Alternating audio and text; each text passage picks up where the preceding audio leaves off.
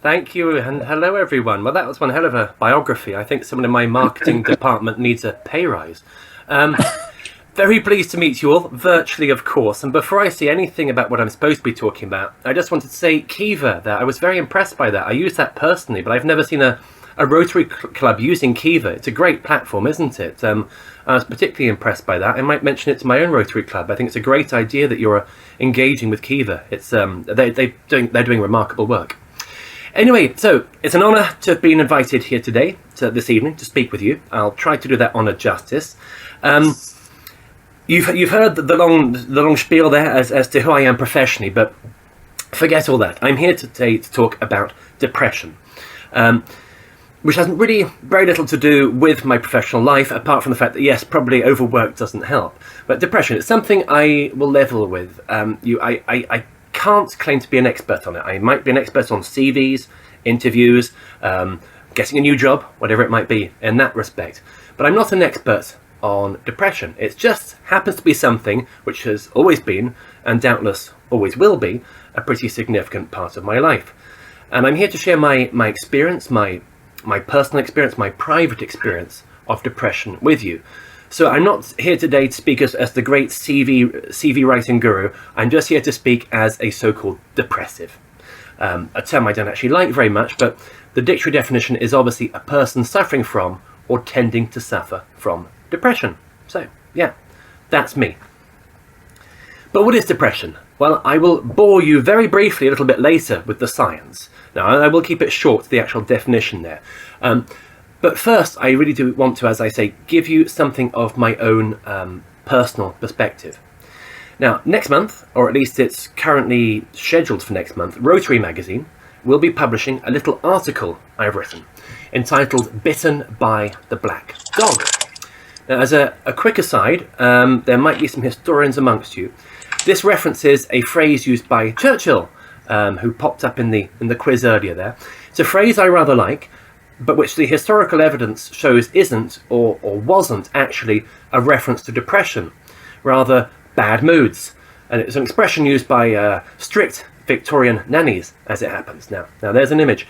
But the expression, the black dog, has now generally been adopted to refer to depression. Whether Churchill likes it or not, I don't know. And going off on a bit of a tangent here, a song was released this summer, actually called Black Dog, by a British girl called Arlo Parks. I first heard it on the radio just 2 or 3 months ago. It's not the best song I've ever heard, but it's interesting nonetheless. And I googled the lyrics, and it includes the following 2 lines. It's so cruel what your mind can do for no reason. So far, so good. I take a jump off the fire escape to make the black dog go away. Now, I can't help but feel she might have come up with some better lyrics there for that whole fire escape scene. But still, the song and those lines, it's certainly an interesting and modern use of the black dog as a metaphor for depression. Anyway, back on track. So I begin my article in Rotary magazine with words to the effect of which I've heard quite a few times in my life, basically. Really, James? You? Because you're the last person I can imagine suffering from depression. You're always so fun, so lively, you're always positive about everything. I just don't understand how you could be depressive.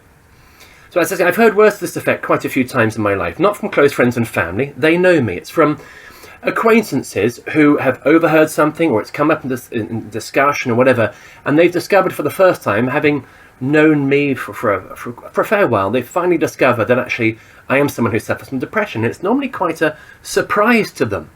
They sort of look at me like, how could this man suffer from depression? I don't really mind this reaction. In many ways it's a compliment, I suppose. I normally just smile sweetly. But inside, obviously, I'm saying to myself, well, no, evidently you don't understand, do you? But why should they? If you don't suffer from depression yourself, or know anyone who does, then indeed, why should you understand? Chances are, though, that you almost definitely do know someone who suffers from depression. The catch is that not everyone talks about it. Now, I've never hidden my depression. I've never had a problem with disclosing it or discussing it, but I've not exactly shouted it from the rooftops either. And this talk and this series of talks, because there's one in a series, I'm up to about 16 now, I think. I'm all zoomed out. This series of talks I've embarked on this year is definitely a first for me. And it all stems from that article I originally submitted to Rotary magazine, early on in the year. We'll come on to the early part of the year in a minute. Now, depression is nothing to be ashamed of, I feel, personally. Obviously, perhaps I'm not objective. But whilst we have evidently come a long way in recent years, and certainly since I was first diagnosed 25 years ago, that's a whole quarter of a century, there is still considerable stigma. I'm 45, by the way. If I look any younger, it's just the good lighting in here, and possibly some Botox. Anyway, so many people choose to keep their depression to themselves to avoid any possible negative reaction from others. They just don't want to take the risk, and I really can't blame them. Yeah, I think you really can't blame them either. Robin Williams, not Robbie Williams, as I accidentally said giving this talk last week, Robin Williams said, "All it takes is a beautiful fake smile to hide an injured soul, and they will never notice how broken you really are." And remember that one, because I think Steve's putting it in the quiz next week. Talking of comedians, notorious sufferers of depression, I've got a little story that someone emailed me just a few weeks ago, which I thought was very relevant to this talk. And it's in the early 1800s. A man goes to visit a famous doctor, maybe a famous Harley Street doctor in London. I don't know if Harley Street existed back then. It probably did. I don't know if it's famous for its doctors. Anyway, he goes to a very famous, very expensive, and probably very arrogant doctor. And he says to the man, I can't eat, I can't sleep, I feel constantly miserable. Doctor, you're the expert in all things medical. Please help me. The doctor puffs out his chest and says, well, yes, you've come to the right place then. Laughter is the best medicine. Take yourself off to Covent Garden, for example. In the theatre there, the great Grimaldi, performing in Harlequin, Mother Goose, or The Golden Egg. Exquisitely funny. It'll cure you of all your ills. You don't actually need any pills or potions from my cabinet. But here's your bill. The man looks at the doctor for a moment. Aha, he says. Well, that won't help. Now, doctor's a bit put out by this. Well, why not, sir? The man shrugs his shoulders. He says, I am Grimaldi. And Robin Williams, again, a great example of someone who managed to hide behind that wonderful smile and entertain us all and make us all laugh. But behind that, there was so much suffering. Really, it is so easy to hide depression. Depressives get very, very good at it with practice. But it's so counterproductive. Cliche it may be, but a problem shared really can be a problem halved. Recent studies, there were a lot of studies conducted during lockdown number 1 on this sort of thing, have shown that sociability is immensely helpful for people experiencing depression. I knew I was a Rotarian for a reason. I'm sure Rotarians, it's high on your list of reasons for being a Rotarian is the fact that you are sociable people who like to engage with others. And that's very healthy, in fact, physically and mentally. Now, as Steve said, my own mental health problems are, yes, something I often battle with on a daily basis. And so those who find me, what the lovely adjectives, fun, lively, positive, whatever nice things they might say about me, what they don't realise is that this is quite simply my primary coping mechanism. It's how I get through it. And often it can actually be an effort for me to get out of bed in the morning and face the world. And sometimes only by literally slapping myself around the face in the morning and forcing myself to conjure up some positive energy out of nowhere at all that I'm able to function. Is every day like this? No. And thank God it isn't. But I do have patches, certainly, where life can be like this, day after day after day. And I can tell you, it really can become a feat of endurance to survive some of those episodes. Not easy for me, no. Not easy for my poor wife either. She doesn't suffer from depression. Never has done and probably never will do. And so not only does she have to cope with my depression, but she has to do so with an incomplete understanding of what depression is. Because I think unless you have experienced it yourself, as many people have, it is very hard to describe. Again, referencing Steve there, he pointed out that I am a writer. I am therefore supposed to have a way with words. But describing depression, putting it into words is very difficult indeed. I guess an emptiness is one way.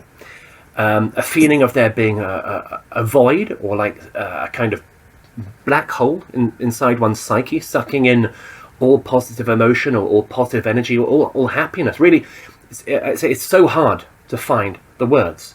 But in a nutshell, it's pretty unpleasant and actually pretty painful too. That's something people often don't understand. The pain associated with mental suffering and depression. Having experienced both mental pain and physical pain in my life, I honestly take the physical pain any day. Then again, as my wife points out, I can't say I've given birth, and apparently that does smart a little, or so she tells me. Now, I did mention earlier I would bore you briefly with the actual medical scientific definition of depression. I'm just going to touch on it because I think it's important for those who are unsure and those who simply don't know what causes depression. So it's often described as a chemical imbalance in the brain, and that in itself may be news to some. But that is nonetheless a great simplification of what is a very complex and nuanced illness. Yes, genetics, brain chemicals certainly come into it. Serotonin, you've quite probably heard of. Also norepinephrine, I always have difficulty pronouncing that one, norepinephrine. Dopamine, but it's also closely linked to stressful and traumatic life events, of course, which may trigger lifelong depression for some people, or may just result in episodic depression for others. Now, talking of stressful and traumatic life events, let's almost inevitably move on to COVID-19. I've managed to talk for 14 minutes there, I think, without mentioning it, but it's come up now. COVID-19 and its impact on the world's mental health, because that has been quite profound. You're probably seeing that more and more often in the media. Early on in the pandemic, people started to touch on it, but increasingly it's being recognised what a severe problem this current situation is causing. So I want to talk a bit about that, and in particular, how it might be mitigated as well. This whole situation, evidently not easy for many of us. Surveys showing many are feeling more anxious and depressed than normal. Many having trouble sleeping, which is often a precursor to issues of mental health. Many having difficulty coping, full stop. And at the very least, even if you have been enjoying chilling out at home on furlough and your garden is immaculate, just like our neighbours, I hate them, you're going to be feeling pretty unsettled nonetheless, I think. These are strange times in which we're living. Now, quite early on in the coronavirus crisis, I think it was March, my attention was caught by an article which made reference to a scientific paper in The Lancet, the psychiatry version of that, which I printed off but failed to stick a date on. The article says, the paper says, there is a risk that the numbers of people with depression and those self-harming or taking their own lives will increase. So this is pretty early on, this is February, March time. During the SARS epidemic of 2003, for example, there was a 30% increase in suicide in the over 65s, the paper says. It added that the policies used to manage the pandemic would inevitably have serious effects on mental health by increasing unemployment, financial insecurity and poverty. And of course, we're seeing all of this happening now. A lot of vision here. I was struck by those statistics referring to the SARS epidemic, a 30% increase in suicide in the over 65s. Now that's an age bracket with a traditionally fairly low level of suicide. To put it in some context, the 18 to 25 bracket accounts for a quarter of all suicides. But still a 30% increase, a dramatic increase there. And more recently, this was September, that's a couple of months ago now, we had data released by the ONS. Again, you might have possibly seen this in the media, the Office for National Statistics. They suggested that twice as many adults in Britain are reporting symptoms of depression now by comparison to 2019. Twice as many. Let's put a figure on that. That's 1 in 5, or 20%, up from 1 in 10 or 10%, that's the background level. That really is one hell of an increase.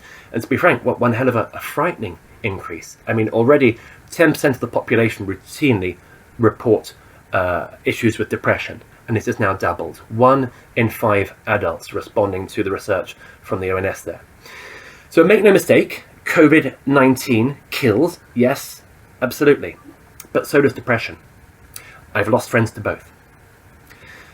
So, mitigation. What can people do about it? Well, remember those studies I referred to showing how sociability can be immensely helpful for people experiencing depression? Well, obviously the opposite applies. Isolate people, lock them down, and many will become depressed, including many who have never previously experienced this illness and are therefore ill-equipped to cope with it.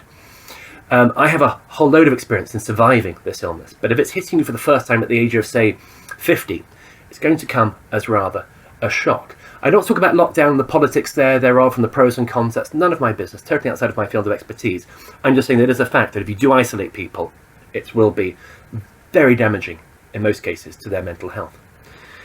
So, What can you do? Well, if you excuse me, I'm just going to run through, paraphrasing, some of the key NHS guidelines, because they do actually put it in many ways better than I ever could, even if I'm a writer, because I'm not a doctor, as President Trump likes to say. Sorry, did someone mention Trump? No, it wasn't me. So the first point on their list there is stay connected with others. There's a whole paragraph that follows on from that. I'm not going to read it to you because, hey, we're Rotarians. I think we're quite good at staying connected with others. You don't need me to lecture you on that. Second point, though, more interesting. Talk about your worries, they say. It's normal to feel a bit worried, scared, or helpless about the current situation. Remember, it is okay to share your concerns with others you trust, and doing so may help them too. Two little lines there, but really important. First part, that it's normal to feel, what they say, worried, scared, helpless, even if it's just a bit unsettled. It's normal to be, these are not normal times, and this is therefore normal for you to not feeling quite right about it. But the really important point is that sharing your concerns with others, doing so may help them too. We'll come on to this a little bit later, but in terms of techniques, if you're worried about somebody, in terms of techniques to draw them out and to get them talking, sharing your own concerns with them is one of the best, I hesitate to say tricks, it sounds manipulative, but one of the best techniques, shall we say. Their third point, look after your body.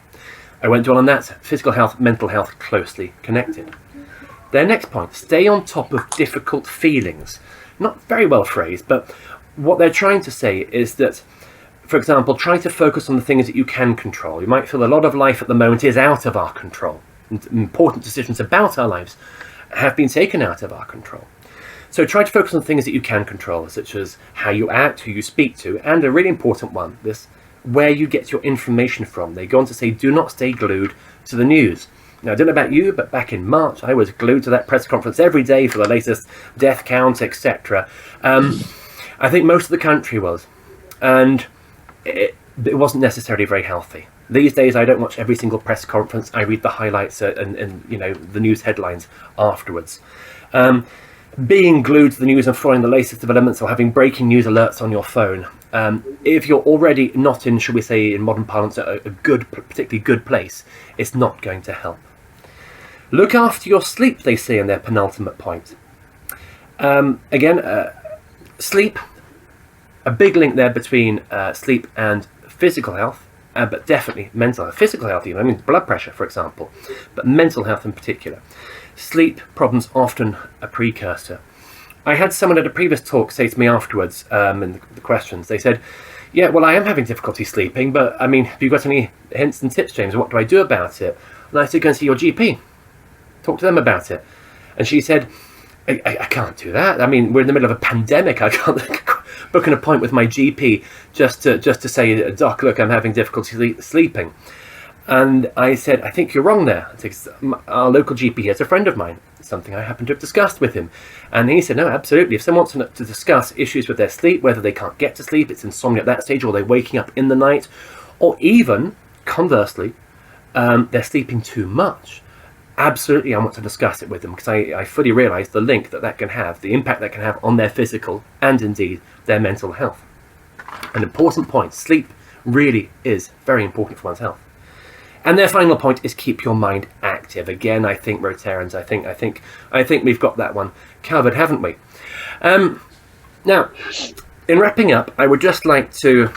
I did get an email just last week from the Patient Access Service from the NHS, where they said, sleep is crucial to our well-being. Without it, we can be left feeling stressed and anxious.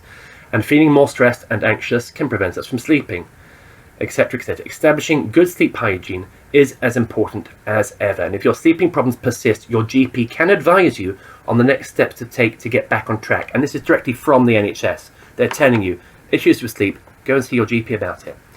So to wrap up, I'd like to, because I think this is particularly useful, to give you some valuable information on how to help someone else suffering from depression, or someone you suspect might be suffering from depression. Again, advice from our wonderful NHS, as Boris Johnson likes to say, even if he never manages to sound particularly credible when he says it.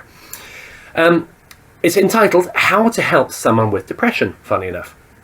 It starts off with the signs that someone may be depressed, and that, I'm afraid, is not going to be of much help to you, because examples include, is overeating or has lost their appetite, is sleeping more than usual or isn't able to sleep, often it feels tired, doesn't have much energy, lethargic, or is overactive and rather manic. Often they're contradictory, evidently, and often what you're looking for is a marked change in someone's behaviour, which can occur over a period of days, or it can creep up gradually over a period of weeks even. It might make it hard for you to notice. It'll be even harder for them to spot it. Even now, with all the experience I have suffering from depression throughout my life, sometimes if I'm entering a period of depression, I don't even notice it myself. It creeps up so slowly. Sometimes my wife spots it before I do. It can creep up very gradually, but you're looking for a marked changes in their behaviour, whether it's and these simple habits of eating, sleeping, etc. But they're tips, as they put it, to help someone who seems down.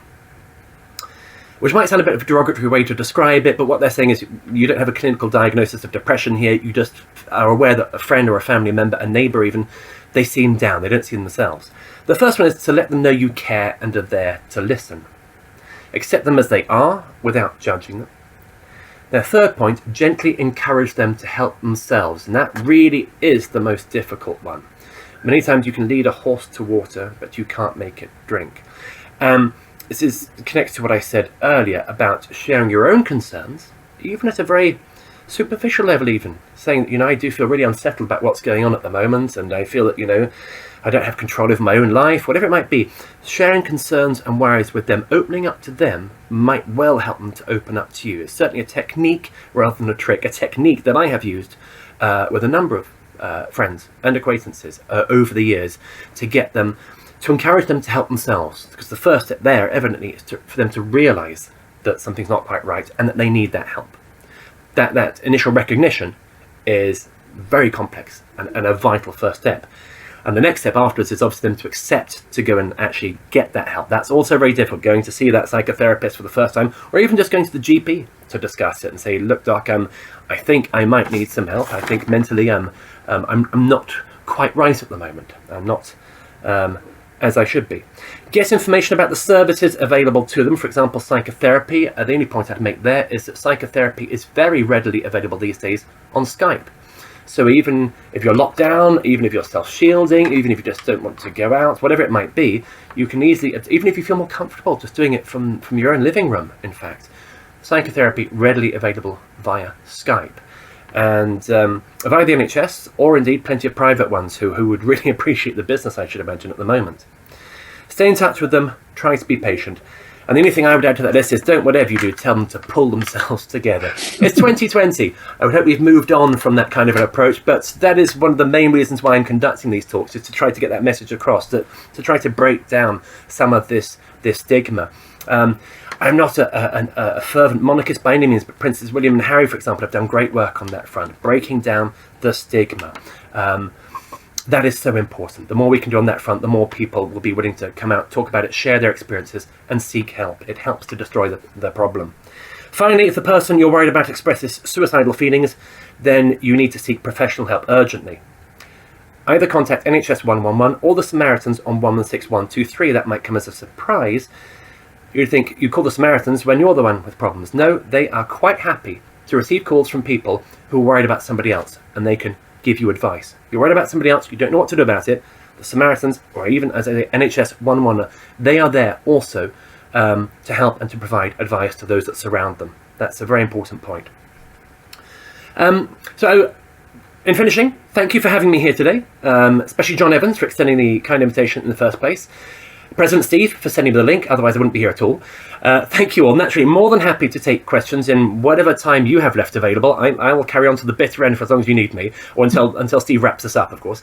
And I definitely relish some good questions. I often find that this part of my talk can really start some interesting dialogues and open up some more personal insight into living with, coping with, and indeed surviving depression.